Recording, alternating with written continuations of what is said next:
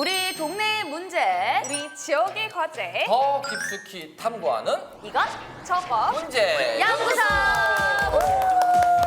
자, 요즘 정말 환절기라는 말이 딱 어울리는 날씨인 것 같아요. 아침 저녁으로 일교차도 굉장히 심해서 감기 오는 거 아니야 하고 걱정하시는 분들이 굉장히 많더라고요. 맞아요. 이 변덕 같은 날씨에 옷을 어떻게 입어야 될지 맨날 이렇게 잠바를 챙겨 다니는 것도 힘들고, 저는 또 이게 비염이 좀 있어가지고 환절기만 되면은 콧물 때문에 너무 힘들어요.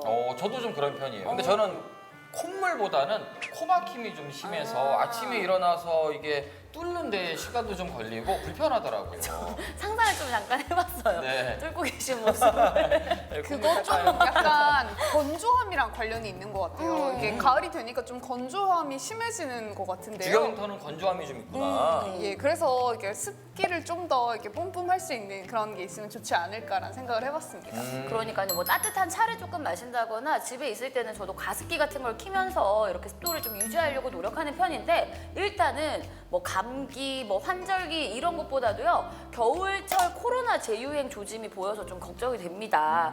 지난달부터였죠. 코로나19 오미크론 변이에도 대응할 수 있는 계량 백신 접종 사전 예약이 진행이 됐고요.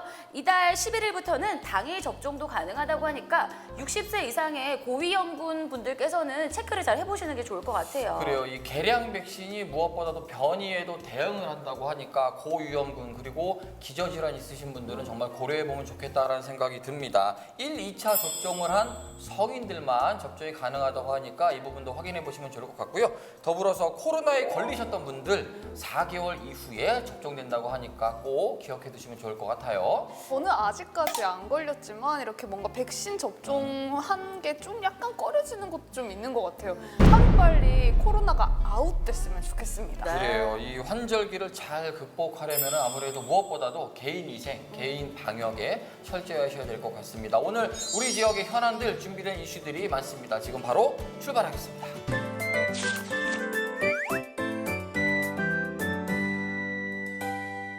한 주간 우리 지역의 이슈를 키워드로 만나보는 마실 연구실입니다. 첫 번째 지역은요, 포항으로 가보겠습니다.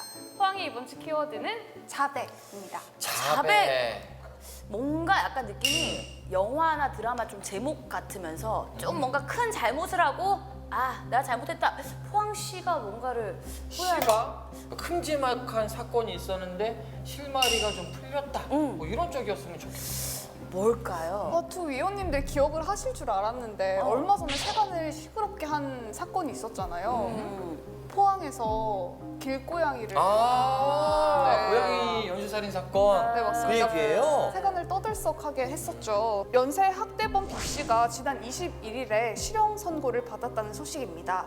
B 씨는 2019년 한동대에서 고양이 3마리를 학대했고요. 2020년 3월부터 6월까지 포항 지역의 길고양이 7마리를 죽인 혐의로 기소가 됐는데요. 동물 학대로는 역대 법정 최고형인 2년 6개월을 선고받았다는 소식입니다.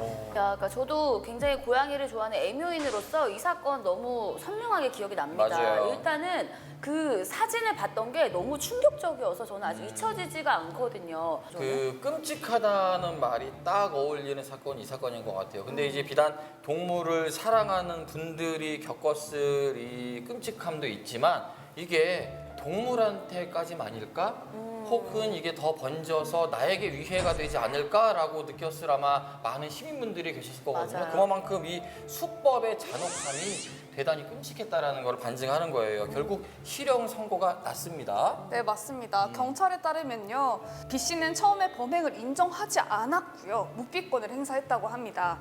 B 씨는 재판에서 동물 부검 결과를 제시하자 그제서야 순순히 인정을 했다고 합니다. 그래요. 이게 증거 찾는 일이 굉장히 어렵다 그래요. 네. 그래서 우리 주경 인턴의 말대로 이 부검에 대한 이야기가 지금 적극적으로 이야기가 나오고 있는데, 그런데 문제는 이 동물 부검을 할 수 있는 인원이 전국에서도 단 2명, 그러니까 굉장히 극소수란 얘기가 있거든요. 네, 맞습니다. 검역본부에 따르면요, 2017년 49건에 불과했던 동물 부검 건수가 올해 들어서 상반기만 해도 235건으로 늘어났다고 합니다. 범죄가 늘어나고 있는 만큼 수사 지원과 예방에 대한 투자도 필요할 거라는 생각입니다.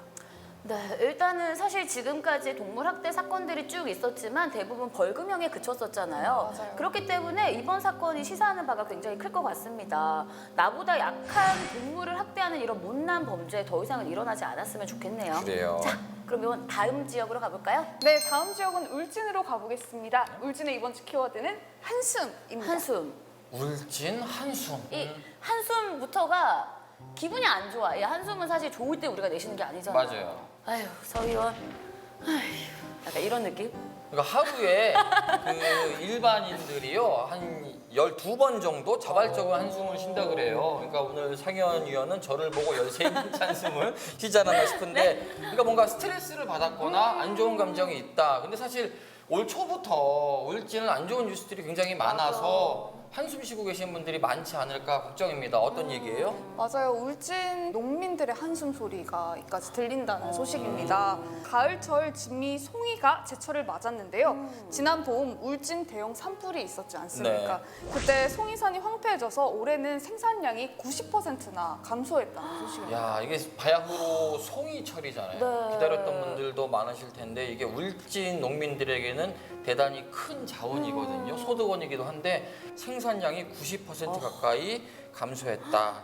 이게 산불이 남긴 희생 피해가 이렇게 크다는 얘기입니다. 그 얘기는 송이 포자도 없어졌다는 얘기잖아요. 네, 맞습니다. 원래 울진 송이 생산량이 12톤 정도나 됐다고 하는데요. 하지만 올해는 10%에서 20% 정도밖에 생산되지 않았다고 합니다. 근데 더 큰 문제는요. 화재 전의 생산량을 회복하려면 앞으로 30년이라는 시간이 더 필요하다고 합니다. 30년. 와. 그 며칠의 불꽃이 30년을 힘들게 하네요. 30년이라는 시간이 진짜 말이 30년이지. 맞아요. 강산이 바뀌는데도 10년이라고 하는데 3번이 바뀌어야 되는 거잖아요. 혹시 뭐 농민분들을 위한 대책은 없나요? 맞습니다. 울진군에 있는 농가가 많은 피해를 보고 있는데요. 국민 성금으로는 약 3년치 수익의 50% 정도의 비용이 지원됐지만 대를 이어 지켜온 삶의 터전이 사라졌다는 것 때문에 매우 걱정이 심하다고 합니다. 그러니까 뭐 3년 동안에는 어느 정도 지원이 된다고 하지만 그 이후, 그러니까 내가 지금까지 살아왔던 내 뿌리와 터전이 없어졌다라고 생각하시면 이게 얼마나 막막할까 여러분들 이해가 될 것 같습니다. 이게 얼마 전 기사를 보니까요, 화재 피해를 본 이 울진하고 영덕에 복명이라는 이 작물을 재배 시험을 시작하게 했다고 그래요. 좀 낯설어 하시는 분들이 많으실 것 같은데 이 복명은요, 고사한 소나무 뿌리에서 기생하는 균체 일종의 버섯과 같이 생겼다 그래요. 그래서 주로 뭐 한약재나 화장품 원료로 사용이 된다고 하는데 시험 재배가 잘 돼서 좀 산불 피해 농가에 도움이 됐으면 좋겠고요. 그런데 이 복명이 다가 아니겠죠. 복명 외에도 대체 농업 개발에 좀 부단히 힘써주기를 간곡히 부탁드리도록 하겠습니다. 네. 자, 다음 지역으로 가보도록 하겠습니다. 네, 다음 지역은요. 경주로 가보겠습니다. 네. 경주의 이번 주 키워드는 성지의 귀환. 성지의 귀환. 귀환. 일단은 근데 경주의 성지 귀환이라고 하면 약간 이런 느낌일 것 같아요. 이제는 우리가 마스크를 실외에서 벗을 수 있게 됐잖아요. 그러면서 문화재 탐방이나 요즘 문화재 야행 이런 것도 되게 많이 하더라고요. 요거 아닐까요? 맛집 성지를 더하고 싶네요. 그것도 괜찮다. 경주에 가지각색의 맛집들이 막 생겨나고 있으니까 문화재와 관광과 맛집을 섞는 관광의 성지 메카 경주. 괜찮네요. 아니 경주하면 수학여행의 순례 아닌가요? 성지 순례하는 곳 아닌가요? 경주하면 수학여행인데 맞아.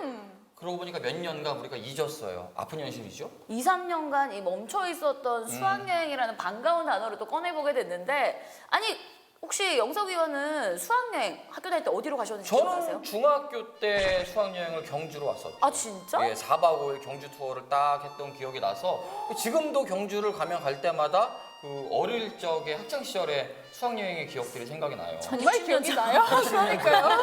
여보세요. 예? 그 어릴 때 보침 들고 오셨던 16년 전은 넘긴 했어. 예, 보찜이요? 예. 16년, 30년 된 것 같습니다. 고무신 신고 걸어왔던 기억이 납니다. 아니, 상현 의원은 어떠세요? 저는 이게 오히려 이런 것 같아요. 이게 아랫지방일수록 수학여행을 높이 가잖아요. 맞아요. 그렇죠. 그래서 저는 그 용인에 있는 그 아. 놀이동산에 수학여행 갔었어요. 아. 에땡랜드라고 아. 저도 맞습니다. 약간 요 경상도 쪽 사람들은 맞아요. 그런 거거든요. 두 분은 위쪽으로 올라오셨고 밑으로 내려오셨고. 위에서 내려오고. 네. 맞아요. 아, 그랬구나. 근데 일단 우리가 수학여행이라는 단어만 떠올려도 벌써 막 기분 좋고 막 설레고 이런 게 있는 것 같아요. 그러니까 잊어버렸던 수학여행이란 단어, 거기에 경주란 단어가 오랜만에 들으니까 뭔가 좀 활기를 찾는 듯한 아우, 그러니까요. 느낌은 들어요. 응. 계속해서 전해주세요. 네, 맞습니다. 경주시에 따르면 9월과 10월 안심 수학여행 서비스를 신청한 학교가 91곳이나 된다고 합니다. 이 안심 수학여행 서비스는 해당 학교가 이용할 숙박시설과 음식점을 경주시가 사전 점검을 미리 하고요. 그리고 결과를 알려주는 제도라고 하는데요. 코로나19 여파로 2020년에는 신청이 하나도 없었다고 합니다. 올해는 사회적 거리두기가 조금 해제되면서 91건이 신청이 있었다고 합니다. 수학여행 성지의 기한이라고 해도 과언이 아닐 것 같습니다. 다행입니다. 진짜 다행이에요. 사실 우리 학생들이 코로나 때문에 뭐 정상적인 수업이 안 되니까 수학여행, 소풍 이런 건 맞아요. 상상도 못 했었잖아요. 근데 이 설렘을 다시 되찾을 수 있어서 너무너무 좋은 것 같고 이제 경제 활성화에도 도움이 되지 않을까라는 생각이 들어요. 사실 경주의 수학여행 경제는요, 지역 경제에 직접적인 역할을 맞아요. 하거든요. 지역 경제가 조금 숨통을 쉴 수 있지 않을까 생각이 듭니다. 수학여행에 더불어서 안심까지, 더불어서 추억까지 쌓을 수 있는 수학여행의 메카 경주, 다시 한번 전국적으로 좀 이름이 좀 많이 울렸으면 좋겠습니다. 자, 다음 키워드 가볼까요? 네, 다음 지역은 영덕으로 가보겠습니다. 영덕의 이번 주 키워드는 역발상입니다. 역발상. 영덕군에 따르면요, 해양수산부가 주관하는 2022 지방자치단체 해양쓰레기 저감 우수사례 경진대회에서 우수기관으로 선정됐다는 기쁜 오. 소식입니다. 네, 영덕군의 경우에는 태풍 피해 해양 쓰레기 처리를 일자리 창출로 연계를 했다는 게 굉장히 좋은 반응이 있었다고 하는데요. 2018년부터 2020년까지 태풍 피해로 인해서 6,500톤의 해양 쓰레기가 발생했다고 합니다. 그래서 군은 지역 주민에게 일자리를 제공했고요. 분리 작업을 실시하고 그리고 폐초목, 토사류 2,300톤을 퇴비로 재활용했다고 합니다. 그래서 그 처리 비용을 3억 원 가량이나 줄일 수 있었다고 합니다. 표창과 상금까지 받았다고 하니까 영덕이 참 오랜만에 멋진 일을 했다라는 생각이 들면서 태풍 흰남노로 많은 피해가 있었잖아요. 전체적으로 보니까 무려 5만 톤 정도의 재 쓰레기가 나왔다고 그래요. 포항만 하더라도 3만 7천 톤이 있었다고 하는데 처리 기간만 한 달이 넘게 걸린다고 예상을 하고 있더라고요. 이런 역발상, 조금 더 참신한 발상도 포항에서 이루어지기를 기대해 보도록 하겠습니다. 네. 자, 다음 지역으로 넘어가 볼게요. 네, 다음 지역은 바다 건너서 울릉으로 떠나볼까요? 울릉의 이번 주 키워드는 7시간 날아온 천사입니다. 7시간 날아온 천사. 저는 날아간 적이 없는데. 저는 울릉도까지 아직 날아가질 않아가지고. 제가 날아왔다고요, 제가. 잠깐 빠져주세요. 아니 일단 누가 천사예요? 표정 관리 좀 해주시고. 네, 자세히 보면요, 경북 포항 지역의 복구 작업을 돕기 위해서 울릉군 공무원과 주민들이 힘을 보탰다고 하는데요. 사람은 여객선을 타고 7시간, 그리고 군에서 보유한 각종 장비는 화물선을 싣고 10시간 가까이나 달려갔다고 합니다. 이틀 동안 피해 지역의 정리를 도왔다고 하고요. 울릉군이 가져온 장비들은 일주일 정도 머물면서 복구를 도왔다고 합니다. 정말 큰 도움이 됐다고 생각이 들어요. 그래요. 야 아니 이거는 박수를 한번 쳐드려야 될 것 같아요. 천사가 왔다라는 말이 딱 맞는 것 같고요. 사실 이번 흰남노로 인해서 포항, 또 경주 지역의 전국 각지에서 천사들이 몰려들고 있죠. 모든 분들에게 감사하다는 말씀을 꼭 다시 한번 네. 전해드리고 싶습니다. 네, 훈훈한 소식은 나누면 2배가 된다고 하잖아요. 그렇죠. 우리의 스페셜 키워드가 있잖아요. 그래요. 네. 오늘 스페셜 키워드는 숨은 영웅입니다. 그래요. 많은 영웅들, 천사들에 대한 이야기를 소개해 드릴 텐데 먼저 포항 지역에 대한 이야기를 전해 드릴게요. 이름이 바뀌었어요. 태풍 잡는 해병대라는 별명으로 와. 불리고 있다고 합니다. 포항 오천이 물바다가 됐었지요. 그 긴급한 그 순간에 장갑차가 나타나서 시민들을 구조했습니다. 또 포스코 공장 화재에도 침수 때문에 화재 원점을 진입하지 못했던 소방대원 20여 명을 태우고 공장 내부로 들어가서 화재 진압에 큰 도움을 주었다고 합니다. 야. 그런데 이 해병대 활약상은 여기서 끝이 아닙니다. 네. 흰남노가 지나간 후에 태풍 피해 현장에서는 어김없이 붉은색 옷을 입고 해병대원들이 나타나서 복구 작업을 했는데요. 한 시민은 해병대는 포항의 영원한 영웅들입니다라는 말을 했다고 하네요. 그래요. 야, 아무튼 너무나 훈훈한 소식인데 포항에 이 태풍 잡는 해병대가 있다면 경주에는요 아쿠아맨이 있습니다. 아쿠아맨? 네, 흰남노로 폭우가 쏟아질 때 미처 그 자리를 피하지 못했던 차가 있었어요. 근데 차 안에 사람이 타고 있었던 게 또 문제였죠. 근데 이게 아쿠아맨이 나타나서 그 차를 바깥쪽으로 인도를 해줘서 그분이 무사히 그곳을 벗어날 수 있었다고 합니다. 여러 군데 이렇게 피해를 입으신 분들을 찾아다니면서 구조를 했다고 해서 다들 깜짝 놀랐잖아요. 무려 뭐 8대다라는 이야기도 있던데 이 아쿠아맨이 누구냐 궁금해하셨던 분들 굉장히 많아요. 밝혀졌어요? 네, 이 아쿠아맨의 정체는 바로 오프로드 운전을 즐기는 20대 남성으로 밝혀졌습니다. 평소에 오프로드를 즐기면서 이 차를 견인할 수 있는 윈치 장비를 차에 싣고 있었고 그런 엄청난 영웅의 모습을 보여준 거라고 합니다. 그래요. 아무리 내가 준비된 차가 있더라도요. 직접적으로 나서서 실행한다는 것은 또 다른 용기거든요. 쉽지 않죠. 용기에 네. 박수와 고마움을 보내고 싶네요. 네. 또 있죠? 네, 맞습니다. 영덕군에서도 있는데요. 영덕에서도 수해 복구 지원 봉사 활동을 하기 위해서 6개 단체 70여 명이 참여했다고 하는데요. 수해 입은 주민들을 위해서 가재 도구 정리, 무너진 담장 복구 등 손을 보탰다고 합니다. 또한 울진에서도 있습니다. 울진에서 공무원과 자원봉사당 250여 명이 장비를 가지고 포항을 방문했다고 하는데요. 약 일주일 동안 수해 복구 지원 활동을 펼쳤다고 합니다.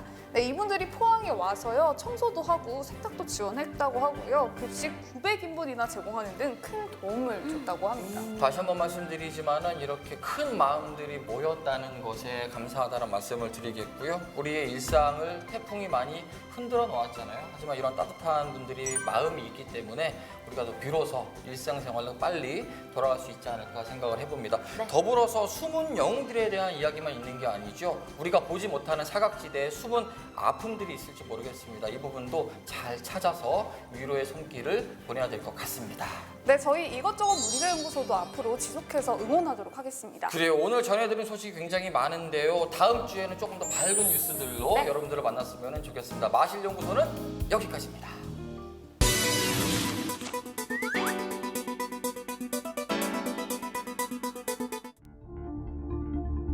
경주 외동의 한 마을. 조용하고 한적해서 최근 들어 이주해 오는 사람들이 적지 않은 곳인데요.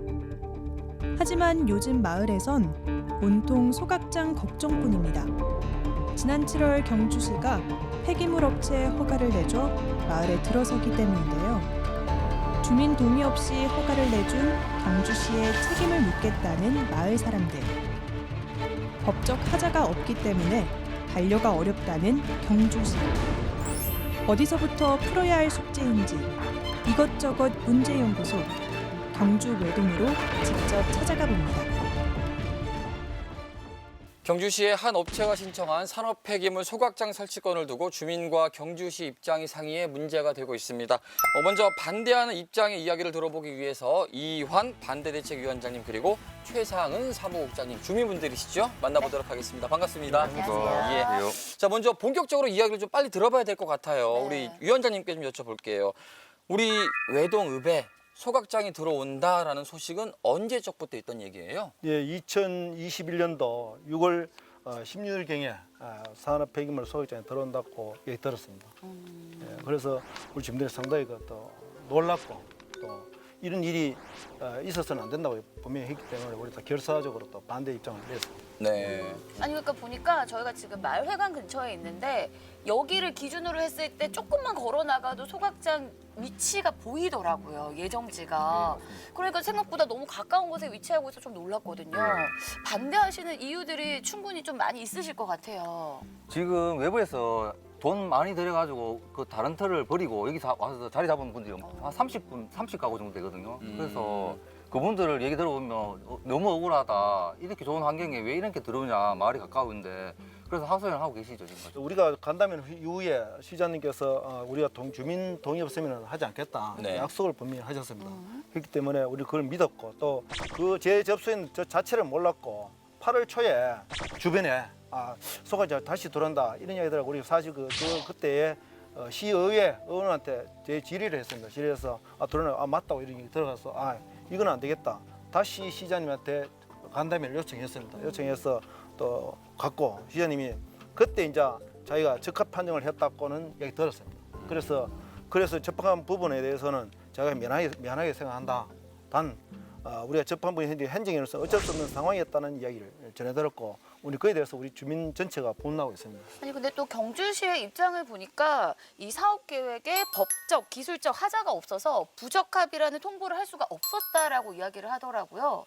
이 부분에 대해서도 좀 생각이 많으시죠? 그걸 제가 말씀드리겠습니다. 네. 왜냐하면 주민의 접합하는 분야에서는 어떤 분은 환경적이 가장 중요한데 주변 환경을 우리 실사를 해야 된다고 보거든요. 500여 가구에 한 800명 정도 이렇게 살고 있습니다. 살고 있고 또 주변에 전원주택지에서 외지에서 많이 들어오고 있습니다. 가구수가 상당히 많습니다. 여기 또 농촌 지역이기 때문에 축산하는 농가가 많습니다. 가축 사용 농가는 거의 다 거의 대부분이 지하수를 하고 먹이고 있습니다. 그런데 지하수도 오염뿐만 아니라 여러 가지 환경 요건이 안 맞는데도 이 적합 파정에 대해서 저희들은 상당히 이해할 수 없는 그런 상황입니다. 그러면 만약에 이렇게 가장 좀 우려되는, 걱정되는 부분은 어떤 부분이세요? 주민권이죠.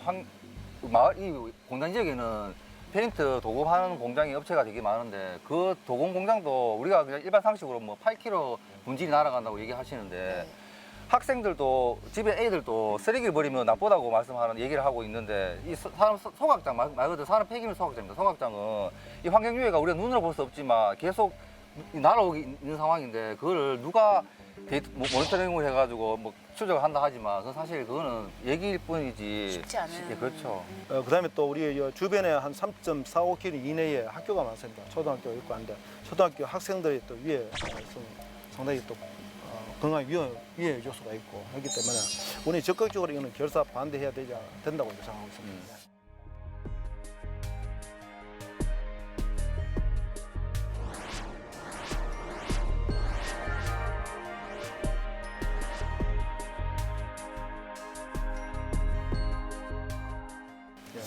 그러면 근데 이게 어쨌든 허가가 지금은 떨어진 상태고 환경부의 승인을 기다리고 있는 상태인 거잖아요. 그러면 만약에 계속해서 허가가 돼서 뭔가 설립이 된다고 하면 이제 주민분들은 어떻게 할 계획이세요? 우리는 저 허가를 만약에 했을 때 환경 물론 우리가 탄원서를 넣었습니다. 탄원을 넣고 법적으로 또 우리가 또 행동할 생각입니다. 법적으로 이의 제기할 예정입니다.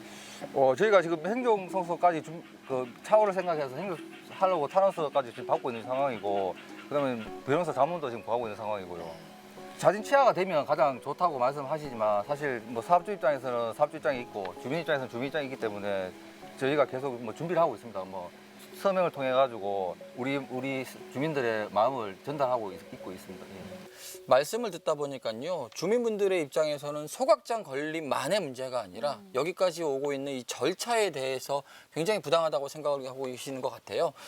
마지막으로 뭐 경주시에 하실 말씀, 남기실 말씀이 있으면 부탁드리겠습니다. 먼저 경주시장님께 말씀드리겠습니다. 약속을 주민들하고 약속을 꼭 지켜달라는 부탁드리고요. 경주시에서도 행정에서도 정확하게 판단해서 주변의 냉천 이사금 곡창 지역입니다.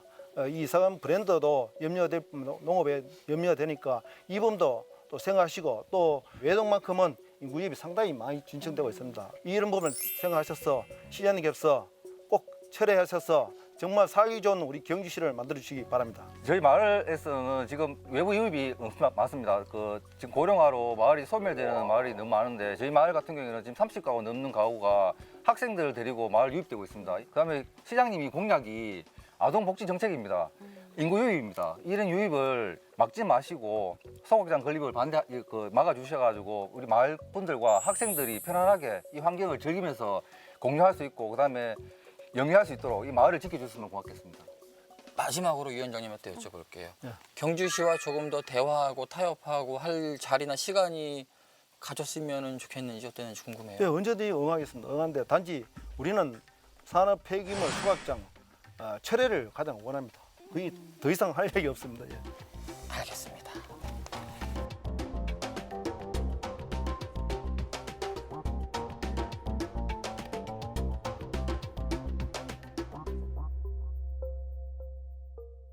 자, 경주시 외동읍 산업폐기물 소각장 건립과 관련해서 이번에는 경주시 의회를 찾아왔습니다. 경주시 의회 이진락 의원을 만나봅니다. 반갑습니다. 예, 반갑습니다. 네, 경주시 의회 입장을 듣기 위해서 저희가 이곳에 왔는데요. 시의회에서는 언제 이 소식을 알게 됐고 어느 과정을 알고 계신지 들어볼 수 있을까요? 예, 제가 이 소식을 처음 한 거는 원래 8월 7일입니다.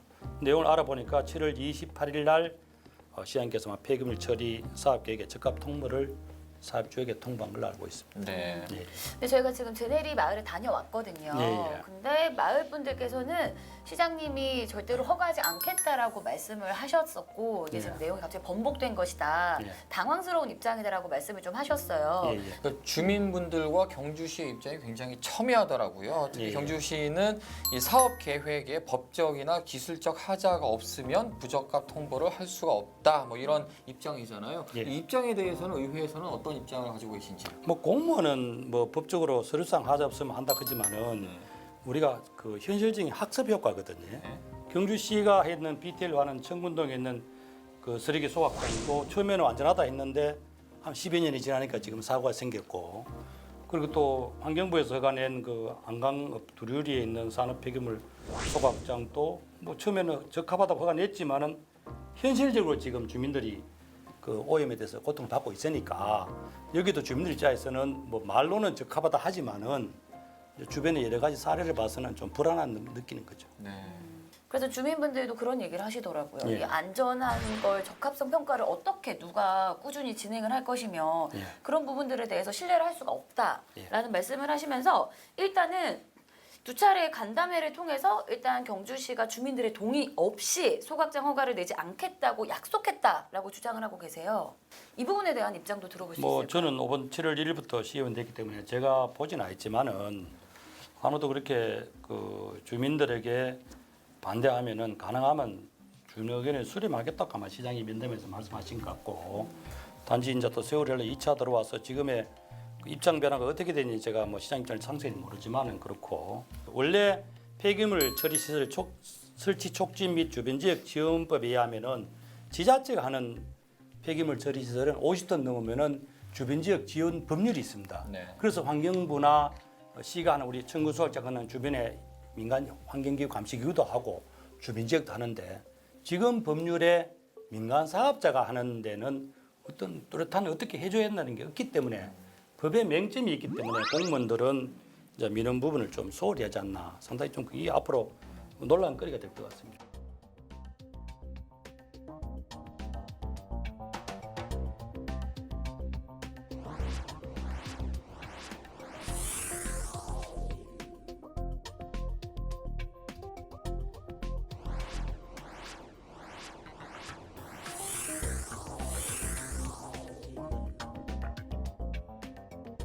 우리 그 외동읍 주민 500분께서 대규모 반대 집회도 진행을 했고 어떤 조율을 하실 생각이고 어떤 노력을 좀 만들어 가실 생각이세요? 제 입장에서는 만약에 작년을 되돌아 가지고 이런 처리를 돌았으면은 뭐 적극적인 행정 입장에서는 한 번 정도 반려를 해서 하거나 안 그러면 경주시에 조정위원회가 있거든요. 이런 첨예한 문제에 있어서는 법적인 좀 이점이 있을 때는 조정위원회를 거치거나 한번 공청회 정도를 거쳐서 주민들의 수용 절차를 거쳤으면 이렇게 충돌이 없는데 시의원들이나 공무원들에서 좀 불신을 가지고 있습니다. 앞으로 이 문제는 해결이 돼야 된다고 생각합니다. 그러니까 결국 해결이 돼야 되는데 어떤 방식으로 어떤 역할을 해야 할지에 대한 궁금함이 커지는 거거든요. 사실 지금은- 의회가 중재자 역할을 좀 잘 해줬으면 하는 바람이 있습니다. 뭐 저희들은 일단 지나가는 행정 절차에 혹시라도 어떤 그런 행정 처리상의 뭐 위법사항 인지를 감사를 내용을 해야 되지만은 지금은 이제 환경부에 환경오염시설 통합 허가 서류가 환경부에 올라가 있기 때문에 네. 환경부에서 이 사항을 이제 검토하면서 주민들도 의견 제시하고 해서 환경부에서 아마 종합적으로 검토하리라 생각합니다. 저희들 시의원들도 또 그런 환경부나 그렇지 않으면 시와 그 주민 사이에서 어떤 소통 통로를 만들어서 어떤 시간에 그 해결을 해야 되죠. 어쨌든 지금은 주민 그 참여 시대고 특히 이런 그 공여 시설 들어올 때는 뭐 행정은 법대로 하지만 일단 주민 수용성을 참여해야 됩니다. 예. 적합점을 찾아야 되죠. 뭐 일방적으로 법에 하자 없으니까 냈다. 이거는 요즘은 민선시대 맞죠? 시장 뽑고 시의원, 도의원 뽑는 이유가 뭡니까? 법에 맹점을 찾아서 서로 해결하고 그렇게 해야만이 혹시라도 통합이 허가 나더라도 거기에 따른 주민 지역 피해를 보상하든가 안 그러면 안전한 장치를 만들어야 된다고 생각합니다. 근데 주민분들은 그냥 바라는 건 오직 하나라고 하셨어요. 사실 허가가 취소되기를 바란다. 예, 예. 이 마음뿐이다라고 말씀을 하셨는데 그럼 혹시 마지막으로 한 말씀 좀 부탁드려도 될까요? 네, 뭐 시의원은 뭐 주민을 대신해서 행정에 이제 업무상 일을 합니다. 저희 입장에서는 지금부터라도 환경부 허가 절차라든가 또 앞으로 시의 여러 가지 건축 허가, 최종 허가까지 남아 있기 때문에 그런 절차 1차적으로는 주민들의 의견을 가장 수렴하는 방향으로 하려고 하고 행여라도 주민의 의견이 100% 안 되면은 거기에 따른 주민 보상책이라든가 거기에 대해서 저희들이 시의회 차원에서 노력하겠습니다.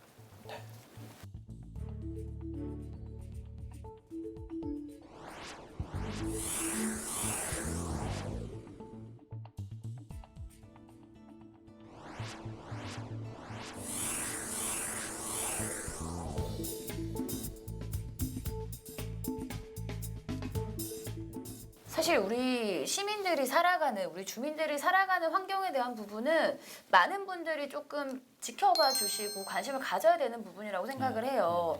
이분들의 목소리를 조금 더 귀 기울여 주셨으면 좋겠다라는 마음이 드네요.